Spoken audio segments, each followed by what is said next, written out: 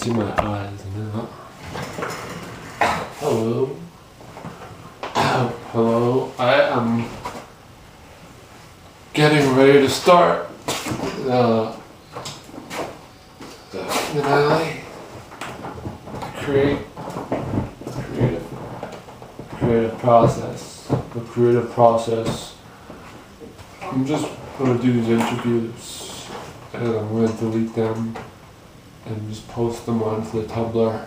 And this will be like my, I'm just going to try to like generate rapport and get myself comfortable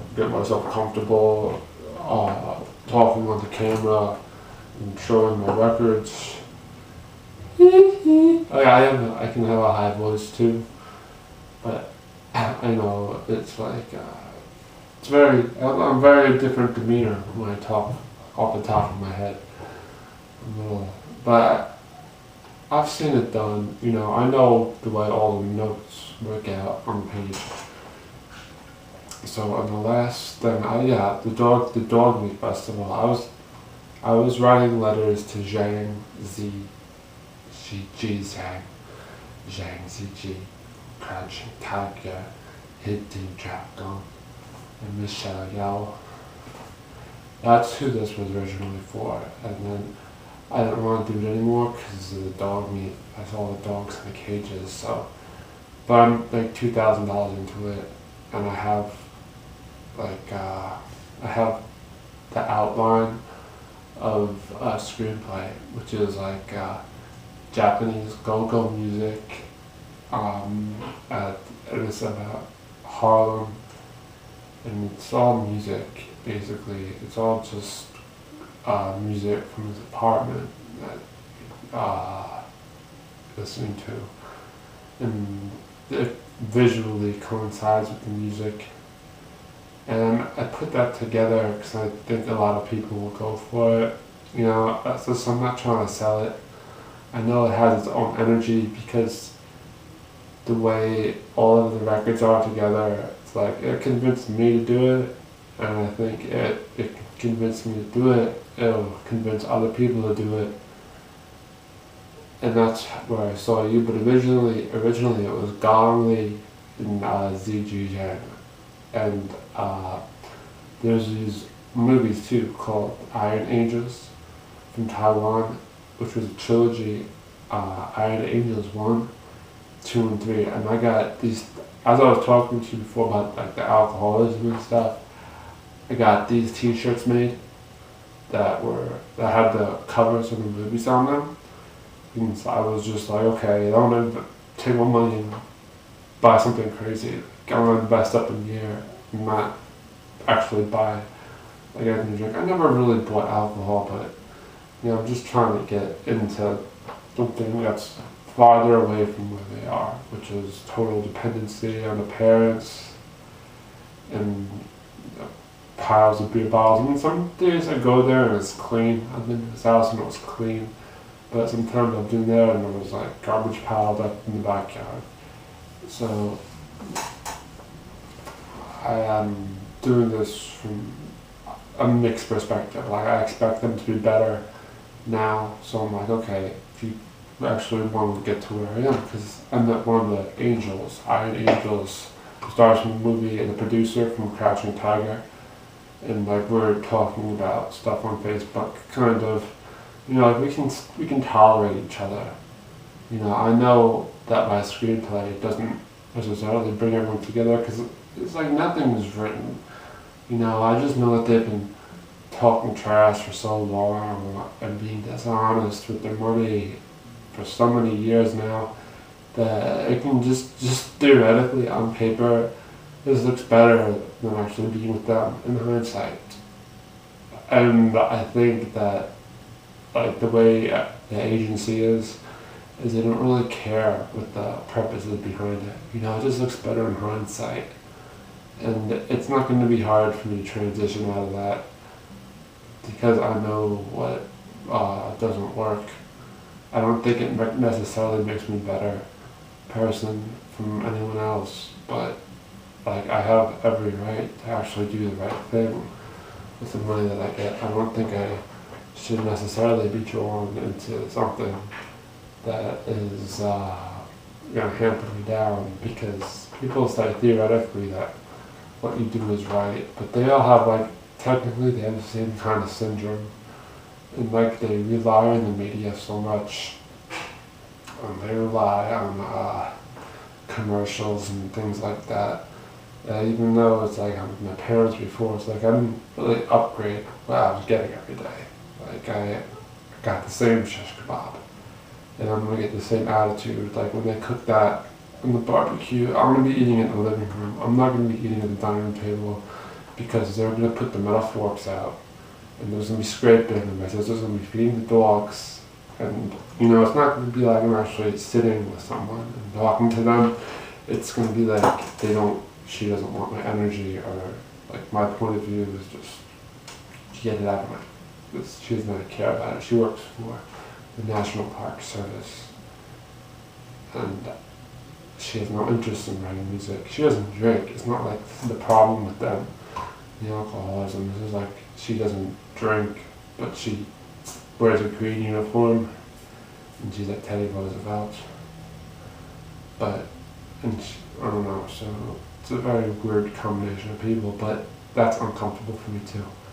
That's just as uncomfortable as not being able to write. So you can see how like one thing gets me so fed up that I'll be drinking at my friend's house. I'll say, oh, I feel like creative. And be like, oh, they're your friends. And I think that he's probably over there writing music with his friends, but they're not like all technical with the guitars. I don't have any guitar playing friends up here. They're all just into drinking. I tried to get them to come to my studio at one point, like, oh, this is a place where we can go and jam, and we can get drunk here, or other things. And then now it's like, oh, we can't go there and drink, so who cares? So it's all nonsense. It's just like a bird flying over my head. But meanwhile, I'm like really getting into like a Chinese music because of this tag sale I went to in Harlem. Like I got hundreds of records, maybe 150, 200. And I've just been writing the most like strenuous things that are, it's like that are not hard to listen to, but they're very like detail oriented. Like it shows I have I'm very familiar with it. You know, it's not something I just go and brush up on when I want to look good, but I really get into it. Like I talk about rare Marvel characters making cameos in films from like the 1970s, or I'll go and buy like 3 different kinds of swords from a video. So I'm pretty technical, but even though I'm technical, I don't have connoisseurs following. You know what I mean? Like my friends were helpful to a point, but then they became intolerable, and we're following this erratic behavior where like they're so inconsistent, and then it's kind of remarkable. I'll go there and I'll film some sky lanterns, and like they'll know how to do that. But now, like I'm telling them, like, oh, research Channing Tatum. You know, Google Channing Tatum. You know, watch this person do movies. They won't get back to me about that. You know, and it's really creepy. So I have no idea what to do. They should just be like, oh, Channing Tatum, big deal. Okay, what do you have for us next? I'm like, okay, great. I'll go down there and I'll bring like a Burt Bacharach record, and maybe you can watch me play guitar along to it. I can do The Look of Love, and you can just stand there while I play it on the video. But no, I'm afraid to do that. I don't want to go down there with that guitar and do like the sky lanterns and stuff and come back. Because I just can't do that. I would, but I mean, like I already met this girl, I think she's very pretty. I get a nice urge to talk to her every once in a while. But because, you know, Jamie Foxx, I was laughing, and I found this girl who I think is really cool. She's accessible. But I mean, like Gong Li and that, like mixing them together, I really don't know what's going to happen. So I think I'm more enthusiastic about telling you where I'm coming from, so you can just, you know, ease out of it if you don't like it, or else you can just talk to me you can just talk to me on whatever social networking site we have, and you can flatten things out and tell me like what your views are, because I don't watch Dancing with the Stars. I mean, I like Living Color, but you know, it's not something we're really doing. Like, I don't think anyone is really continuing in that like genre or being that innovative. Like, everyone on that show together was interesting, more or less, but now it's like no one can really sustain that. I don't know why, for whatever reason. Even though it like really strikes a chord with me, I'm willing to contact people from the show and try to talk to them. Like, I don't really know what compels me to do that, you know. And like the lady, you're from Hawaii, right? This lady who I knew from Hawaii before, she doesn't really drink, and she wanted to be like creative all the time in like 2010. And I was trying to get those people, I was trying to tow them out of the swamp, you know. And then they'd pull me into the swamp. Then I would, so it's like a tug of war between me and like a dirty old swamp. And then like I'll try to just be around here, and I'll sit down with my sister, and she'll be like scraping on the plate and like feeding the dogs or doing stuff like that. Or they'll be putting the plates on the floor. I'm just like, you know, that's gonna attract a mouse or something. Like, don't do that. And but she's not here. She's working. She's like, a lot of the people from her job live off on her, and like neither of them are really able to get me on like the right path. Even though I'm pretty well balanced, it's like none of them really care about me being balanced, and it's not good for my own like well-being. But I mean, I'm doing good to a fine view. It means I'm kind of like doing the right thing. So it's just, I don't know, I can do this for a certain amount of time. I can talk to you about my records and my screenplay. I can show you the accomplishments I've made with my guitars or whatever. But I don't really know like what side I'm gonna get dragged over to. I don't even think my friends are concerned about seeing me before I move. You know, I don't think that they care about this situation that I'm in. But whatever, I mean, I know I can hit a lot of points on the internet and gather my publicity and collect a lot of acknowledgements. Yeah, I'm gonna be in Cape Coral in like a month. I'm gonna be down there, probably a really small house. That'll be nice. This will be like kind of building up to that.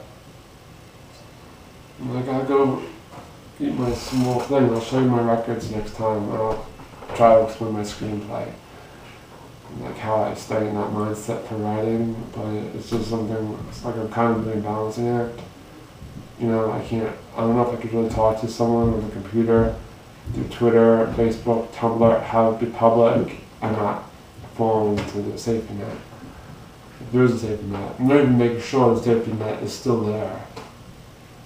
I gotta make sure the safety net is there and have a tightrope up there and be like, look, tightrope, safety net. You're like, okay, now walk on it. Be like, oh, no, I have to go eat shish kebab. No, I can't go eat the shish kebab either. I'm gonna eat the big mushroom that I've had, but when I was in the safety net and there's a tightrope and a safety net, I'm not actually gonna be able to walk on it because everyone's in their own world. Even though I'm sure I could do it from like another frame or another focus, it would look nice on the screen, it's not going to happen with the way people just care about being in their own dependencies and stuff like that. Yeah. But that's it for you. I hope you enjoy my videos. Sure, have a good time. But you're like some kind of recreational thing that I do. I wouldn't actually be really that involved with someone from this vantage point. Because I mean, there's so many different things going for me and against me that like I'd rather have it stable to be very promiscuous man. But I mean, I'm going to focus. I can only afford to do one thing. You know, so I don't want them to think that, oh, the sun is shining on you today, and you were so beautiful. All of a sudden, you know, this is I can afford to do with my concentration. And then you were so beautiful. Another day, when I have more concentration, I'll say you were so beautiful. I can keep myself balanced and safe tonight. I'll wave to you from safe tonight and say, you were so beautiful. I'm balanced in this tight rope